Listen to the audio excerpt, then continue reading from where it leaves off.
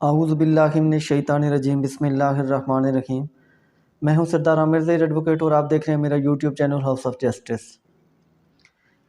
Land revenue act 1967 کے تحت appeal, review اور ریویژن کی ڈیفینیشن کیا ہے اور ان کی لمیٹیشن کیا ہے اور کس کی پاور ہے کہ وہ یہ سن سکتے ہیں، اور اپیل، ریویو یا ریویژن کہاں کہاں اور کس فیصلے کے خلاف کی جا سکتی ہے، یہ تمام انفارمیشن میری کوشش ہوگی کہ ڈیٹیل کے ساتھ اس ویڈیو میں ان کو کور کر سکوں۔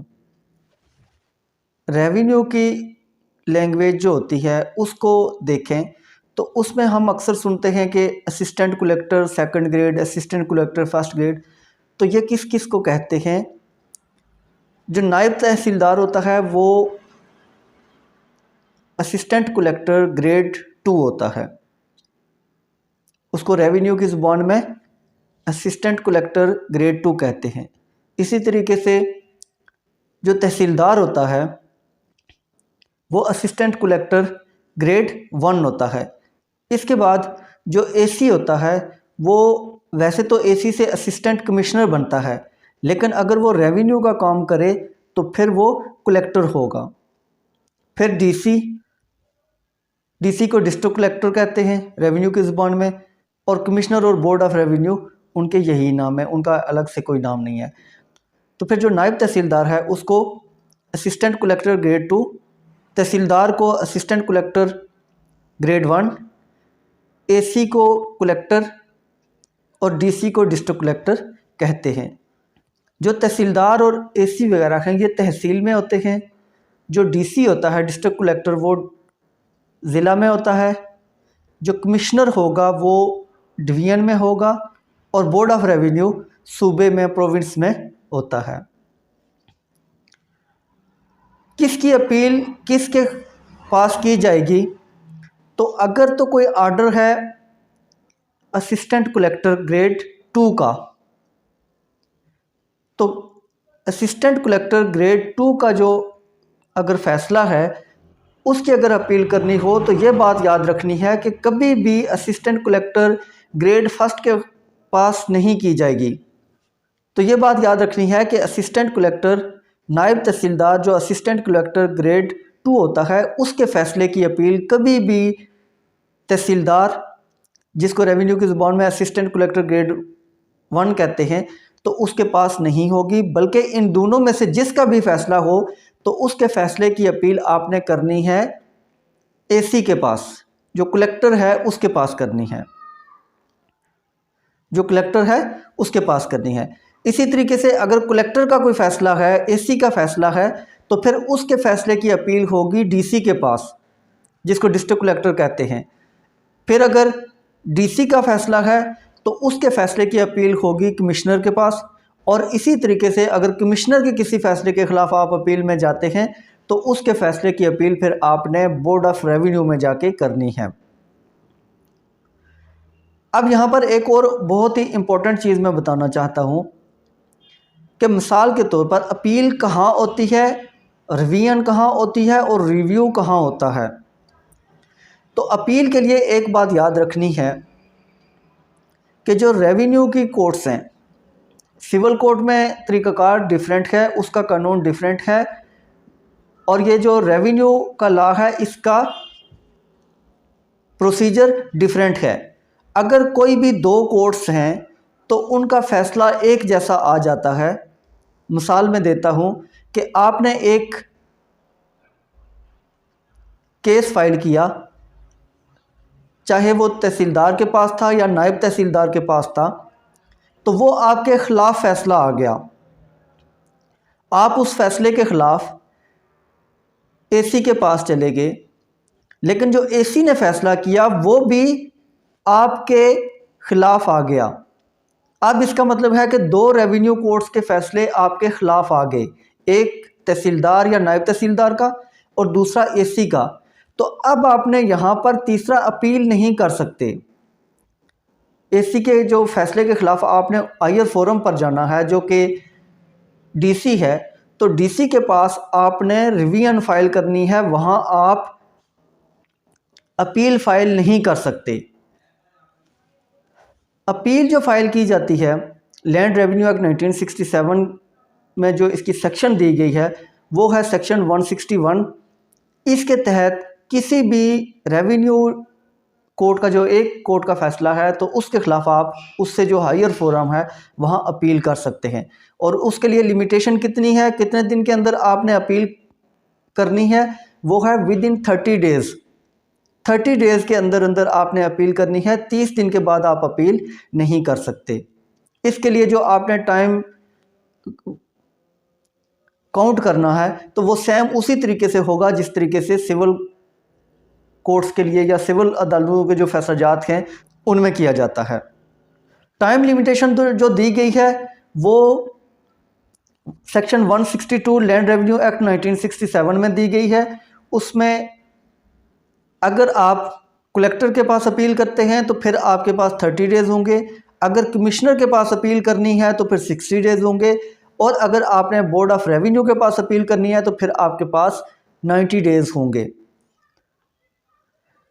अगर आपने किसी भी ज़रई ज़मीन को एग्रीकल्चर लैंड को तकसीम करवाना है तो एग्रीकल्चर लैंड की तकसीम के लिए जो आपने पिटीशन फ़ाइल करनी है उसको कभी भी नायब तहसीलदार नहीं सुन सकता, उसकी पावर्स नहीं हैं। उसके लिए आप तहसीलदार के पास आपकी वो पिटीशन मार्क होगी, तहसीलदार उसको सुनेगा और उसकी जो अपील होगी वो डायरेक्ट डीसी के पास होगी। इसके बाद आती है सेक्शन 163 लैंड रेवेन्यू एक्ट 1967। ये डील करती है रिव्यू को। रिव्यू का मतलब होता है नज़र सानी। किसी भी जज या किसी भी अदालत को उसके अपने फ़ैसले के ख़िलाफ़ दोबारा दरख्वास्त दी जाए कि आपने ये जो पहले वाला फ़ैसला है वो सही नहीं किया, तो इसको रिव्यू करें, इस पर नज़र सानी करें, तो इसको दुरुस्त करें। उसके लिए अगर आप डायरेक्ट जाके कह देंगे कि ये आपका फ़ैसला गलत है तो आप इसको दोबारा दुरुस्त करें, तो कभी भी ऐसा नहीं होगा। उसकी कुछ वजूहात होंगी कि जिसकी बेस पर आप ये क्लेम करेंगे कि जो पहले वाला फ़ैसला था वो गलत है। उसमें यह भी हो सकता है कि कुछ ऐसे जो इम्पोर्टेंट डॉक्यूमेंट्स थे जो आपके पास नहीं थे या किसी वजह से उस टाइम आपकी दस्तरस उन तक नहीं थी, तो बाद में उस फैसले के बाद आपकी दस्तरस में वो आ गए, आपको मिल गए, तो आप कोर्ट को एप्लीकेशन दे के साथ वो डॉक्यूमेंट्स अटैच करेंगे कि ये डॉक्यूमेंट जो इस फैसले में बड़े माविन और मददगार साबित हो सकते थे, जब इस केस का फ़ैसला हुआ तब ये मेरे पास नहीं थे, अब मेरे पास हैं, तो मैं अदालत को पेश करना चाहता हूँ और अदालत से दरख्वास्त है कि इन डॉक्यूमेंट्स की बेस पर इस फैसले पर नज़र सानी की जाए। और अगर आपने नज़र सानी की रिव्यू की दरख्वास्त देनी है तो उसके लिए जो लिमिटेशन होती है, टाइम पीरियड होता है, वो 90 डेज़ होता है। अगर कोई फ़ैसला हो गया तो उसके 90 डेज़ के अंदर अंदर आपने उस फैसले के ख़िलाफ़ नज़र सानी की दरख्वास्त दायर कर सकते हैं, उसके बाद नहीं कर सकते।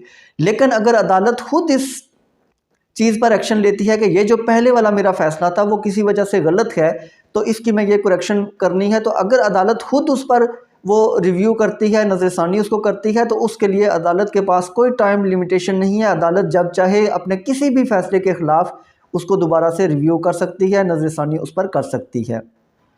अब मिसाल के तौर पर एक जज है, उसका कोई फ़ैसला हुआ तो बाद में जैसे ही उसने फ़ैसला किया वो चला गया, वहाँ से उसकी पोस्टिंग किसी और जगह हो गई, तो अब इसके बावजूद भी आपके पास ये ऑप्शन अवेलेबल है कि आपने एप्लीकेशन दे सकते हैं रिव्यू की, क्योंकि जो ये नया जज वहाँ पर आकर बैठेगा तो आपने उस कोर्ट के फ़ैसले को कहना है कि आपका ये जो पहले वाला फ़ैसला है तो इसको रिव्यू करें, ये मिस्टेक इसमें हो गई या ये डॉक्यूमेंट्स नहीं थे, जो भी रीज़न है।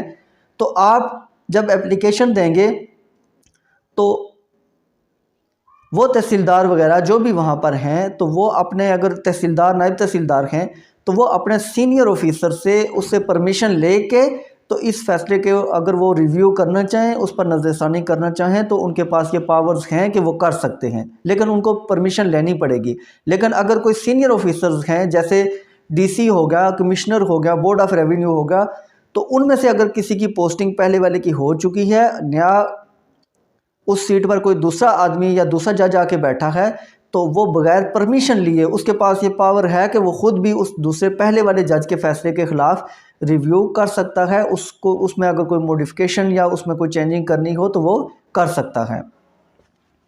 اس کے بعد سیکشن 164 لینڈ ریونیو ایکٹ 1967 یہ ڈیل کرتا ہے ریویژن کو۔ تو ریویژن کب ہوتی ہے کہ جب بھی کوئی دو کورٹس، جس طرح میں پہلے بتا چکا ہوں، جب بھی کوئی دو کورٹس ایک جیسا ہی فیصلہ دے دیں تو پھر اس فیصلے کے خلاف تیسری کورٹ میں اپیل نہیں ہوگی بلکہ ریویژن فائل کی جائے گی۔ تو اس کے لیے جو ٹائم پیریڈ ہوتا ہے کہ آپ کتنے ٹائم میں نگرانی یا ریویژن فائل کر سکتے ہیں، تو وہ 90 ڈیز ہے۔ کسی بھی کورٹ کے فیصلے کے خلاف اگر آپ نے نگرانی فائل کرنی ہے، ریویژن فائل کرنی ہے، تو اس فیصلے سے لے کے آگے آپ 90 ڈیز تک کسی بھی ٹائم وہ فائل کر سکتے ہیں۔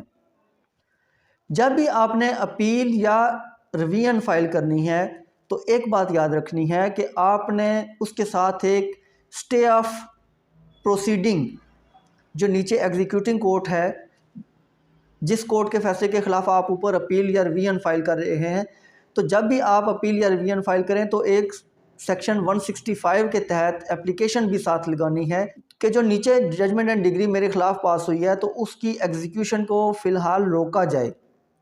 تو یہ سیکشن 165 کے تحت ایک اپلیکیشن لگائیں گے، تب جا کے نیچے پروسیڈنگ سٹے ہوگی اور آپ کی اپیل اور ریویژن جو بھی ہے تو اس کا فیصلہ جب تک آتا تب تک وہ نیچے پروسیڈنگ سٹے رہے گی۔ اگر آپ اپیل یا ریویژن فائل کر دیتے ہیں لیکن آپ سٹے آف پروسیڈنگ اس کی اپلیکیشن نہیں لگاتے تو اس صورت میں آپ کی اپیل یا ریویژن کا جب تک فیصلہ ہو سکتا ہے تب تک نیچے والی جو ڈگری ہے وہ اس کو ایگزیکیوٹ بھی نیچے والی کورٹ کروا لے۔ تو اس لیے یاد رکھنی ہے کہ جب بھی اپیل یا ریویژن فائل کریں تو ساتھ سیکشن 165 لینڈ ریونیو ایکٹ 1965 کے تحت سٹے آف پروسیڈنگ کی اپلیکیشن لازمی اٹیچ کریں۔ تو ویورز، یہ تھی آج کی ویڈیو۔ امید ہے ویڈیو پسند آئی ہوگی۔ اگر ویڈیو اچھی لگی ہے تو کمنٹ سیکشن میں اپنا فیڈ بیک ضرور دیا کریں۔ چینل کو سبسکرائب کرنا نہ بھولیے گا۔ اسی کے ساتھ اجازت چاہوں گا، اپنی دعاؤں میں یاد رکھیے گا۔ فی امان اللہ۔